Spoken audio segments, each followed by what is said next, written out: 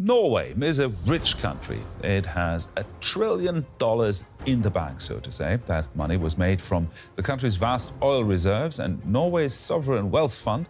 I think the policies towards the oil and gas industry is the most open now, because if we get a Labour-led government... What if a single fund owned 1.5% of every major company you can think of? What if that fund could pressure global giants to change their ways from the inside? And what if it all belonged to a country of just 5 million people who were quietly building the world's biggest fortune while the rest of us weren't looking? While other countries struck oil and burned through the cash, often sparking chaos and economic collapse, Norway did something completely different. They built a national savings account that's now worth a staggering $1.9 trillion. It's a fund so massive it could, in theory, write a check for over $340,000 to every single Norwegian citizen. But this isn't just a story about money, it's about power. The real story, the one that's finally coming into focus, is how this colossal fund is governed by a set of controversial ethical rules. This is the secret of how a small Nordic country, using money from its own fossil fuels, became one of the world's most influential ethical watchdogs, with the power to sway the boardrooms of Apple, Amazon, and Tesla. This is Norway's $1.9 trillion secret, and it's time it was exposed. Section 1. The Curse of Black Gold.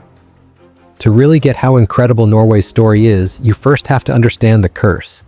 It's a paradox economists have seen for decades. Finding a ton of natural resources, especially oil, often leads to ruin, not riches. They call it the resource curse, and history is littered with its victims. Just look at Venezuela. In the 1970s, it was a booming petrostate, looking rich and successful. But that flood of oil money became an addiction. The government let every other industry, from farming to manufacturing, wither away because it was just easier to import everything with oil dollars. When oil prices crashed, as they always do, the whole economy went with them. Corruption exploded as a small elite siphoned off oil revenues, leaving the country in an economic freefall. It's a similar story in many oil-rich nations in the Middle East and Africa. Trillions in oil revenue have poured in, yet many have failed to build stable, diverse economies. Instead, that money has too often fueled instability, been wasted on extravagant projects, or funneled into massive arms deals. The wealth gets concentrated in the hands of a powerful few, creating what economists call extractive institutions that drain the nation for their own benefit while most people stay poor. This is the predictable playbook for nations that get hit with the resource curse. The money comes in too fast, cooks the economy, feeds corruption, and leaves nothing but chaos behind. This was the future that seemed to be waiting for Norway. When Phillips Petroleum struck oil in the North Sea in 1969, the country was at a crossroads. It was a quiet nation of fishermen and farmers. Suddenly, it was on the verge of becoming one of the richest oil producers on the planet. The temptation must have been huge. Spend the money, cut all the taxes, create a massive welfare state overnight. Everyone expected them to follow the same path as everyone else. But Norway saw the curse and they were determined to break it. The question was, how? Section 2. Norway's Genius Plan. Picture it, 1969. A drilling rig in the harsh, unforgiving waters of the North Sea makes a discovery that will change a nation's destiny. Oil. A lot of it. For most, this would be a green light to start a massive spending spree. But Norway's leaders, with incredible foresight, saw both the opportunity and the danger. They knew the oil was finite. One day the wells would run dry, and they refused to let their country's future dry up along with them. Their solution was as simple as it was brilliant. They decided they wouldn't spend the oil money. Instead, they would save it. All of it. In 1990, the Norwegian parliament created what would become the Government Pension Fund Global, the largest sovereign wealth fund on Earth. The first deposit wasn't made until 1996, but the core principle was locked in. The rules were ironclad and designed specifically to dodge the resource curse. First, the oil money had to be invested outside of Norway. This was critical. By sending the capital abroad, they prevented their own economy from overheating. avoiding the Dutch disease and runaway inflation that had crippled other resource-rich nations. The fund would buy up global stocks, bonds, and real estate, spreading its risk across thousands of companies and dozens of countries. Today, its portfolio is a snapshot of the global economy, with about 70% in stocks, nearly 30% in bonds and real estate, and a growing stake in renewable infrastructure. Second, and this is the masterstroke, was the spending rule. The government is only allowed to spend the real return on the fund's investments, which is estimated to be around 3% a year. The original capital, the oil money, is never to be touched. This elegant rule ensures the wealth is preserved forever, turning a temporary oil boom into a permanent financial engine. This discipline is the foundation of Norway's success. While other countries treated their oil money like a credit card with no limit, Norway treated it like a sacred inheritance. This was more than just good economics, it was a social contract. The wealth didn't belong to the government of the day, it belonged to all Norwegians, present and future. And they made the fund radically transparent. Every single investment is listed on its website for anyone to see, a massive difference from the secretive, murky funds run by other nations. This mix of long-term vision, strict discipline, and total transparency was Norway's genius. It was the blueprint that let them turn black gold into a $1.9 trillion fortress of financial security. But inside that fortress, another, more controversial plan was brewing, one that would let Norway project its own values onto the rest of the world.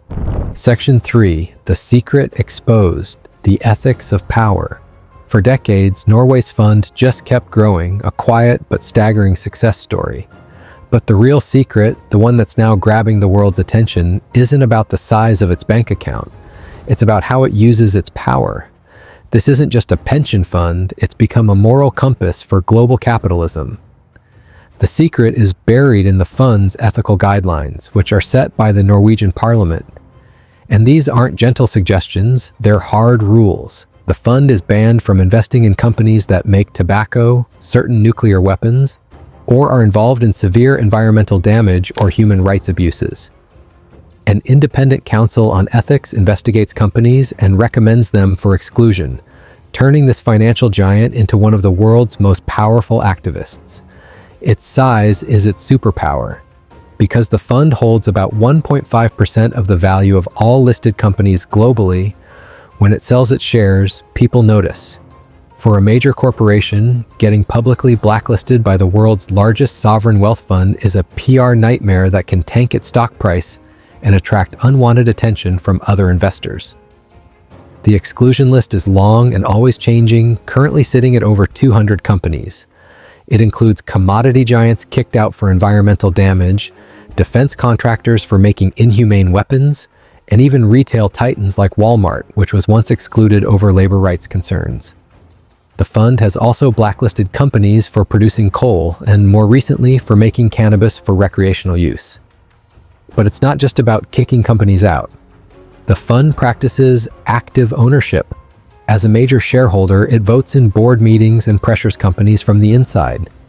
It has publicly fought against massive CEO pay packages, pushed for more honesty on climate risks, and demanded better environmental, social, and governance (ESG) standards from the nearly 9,000 companies in its portfolio. When a shareholder that owns over 1% of your company has something to say, you tend to listen. It holds huge stakes in brands you know. Apple, Microsoft, Amazon, Alphabet, and Nvidia are some of its biggest investments. This ethical crusade, however, is tangled in controversy. The most glaring contradiction is that all this moral power comes from selling fossil fuels, the very industry at the heart of the climate crisis. Critics call it hypocrisy, using dirty money to enforce clean rules. Lately, its ethical lines have dragged it into messy geopolitical fights. The fund has faced intense pressure over its investments in companies connected to Israeli operations in the West Bank and Gaza. In response to a humanitarian crisis and public outcry, the fund recently announced it was divesting from more Israeli firms. This move shows just how hard it is to apply a consistent ethical code across the globe, where one person's moral red line is another's complex political reality. Norway is learning that when you're the world's moral accountant, you have to make judgments that will always be seen as political. The secret is out. Norway's oil fund is no longer just a bank account. It's a global power, using its trillions to shape the world according to its own, ever-evolving and controversial definition of right and wrong. Section 4. A blueprint for the future. Norway's model is a masterclass in how to avoid the resource curse. It has turned a finite resource into a seemingly endless source of wealth, guaranteeing prosperity for generations. The country has one of the best social safety nets in the world, with universal health care and free education, all paid for not by shaky oil prices, but by the steady returns from its global investments. It's a blueprint for how to handle natural resources responsibly. The key ingredients are obvious: political guts, long-term thinking, strict financial rules, and a wild commitment to transparency. Investing the money abroad to protect the home economy was a game changer. The strict 3% spending rule has been an unbreakable defense against political greed, and its openness has built a level of public trust that is unthinkable in countries with secretive funds, like Qatar or Saudi Arabia. But the Norwegian model isn't perfect. At home, there's a constant debate. Some politicians argue more of the money should be spent now on things like fixing roads or improving services, questioning the sense in hoarding trillions when there are immediate problems to solve. And looking outward, the world is getting more complicated. The fund's massive size is becoming a liability. As CEO Nikolai Tangen points out, the fund is so big it can't beat the market anymore. It is the market. That means it's exposed to every geopolitical shock, trade war, and recession. The fund's value can swing by tens of billions of dollars in a single quarter. Its ethical mission is also becoming a minefield. As it pulls money from companies over climate or human rights issues, it's walking a tightrope between responsible investing and political activism. Its recent decisions on Israeli companies were praised by some as morally essential and condemned by others as biased. Every ethical choice sparks a global debate, forcing a nation of 5 million to act as the world's referee. Can a fund built on oil money really lead the charge for a green future? Can it navigate the world's thorniest conflicts without being accused of picking sides? Norway's grand experiment is entering a new chapter. It solved the problem of getting rich. Now it has to solve the much harder problem of how to be a responsible owner of that wealth in a broken, volatile world. The secret of how it built its fortune is out. The question is whether its blueprint, born from the unique culture of a small, stable, high-trust society, can be a model for anyone else, or if it will remain a remarkable but one-of-a-kind Nordic exception. So what do you think of the Norwegian model? They're using money from fossil fuels to push green and ethical standards on companies around the world. Is that a pragmatic way to create change, or is it just hypocritical? Drop your thoughts in the comments below. From a lucky strike in the cold North Sea to a $1.9 trillion financial giant, the story of Norway's oil fund is a powerful lesson in foresight and self-control. While other nations saw a winning lottery ticket, Norway saw a duty to the future. They built a system designed to outlive the oil itself, turning a temporary boom into a permanent legacy.